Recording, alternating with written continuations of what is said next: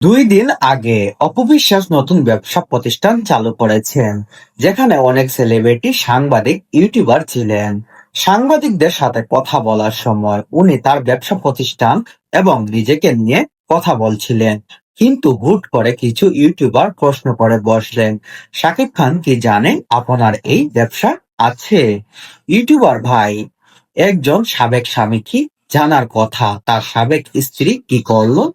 আপনাদের মতে ইউটিউবারদের জন্য সাংবাদিকদের অসম্মানিত হয়?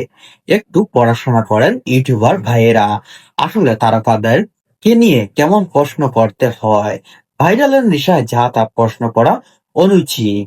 যেখানে অপবিশ্বাস বলেই দিয়েছেন তিনি তার কেরিয়ার ও নিজেকে নিয়ে কথা বলবেন, সেখানে আপনারা আবারও কেন শাকিব খানকে টেনে নিয়ে আসেন? কারণ শাকিব খান অপু বিশ্বাসের ডিভোর্স হয়ে গেছে, অনেকদিন হয়ে গেছে। তারা কিন্তু এখন আর একে অপরের প্রতি নির্ভরশীল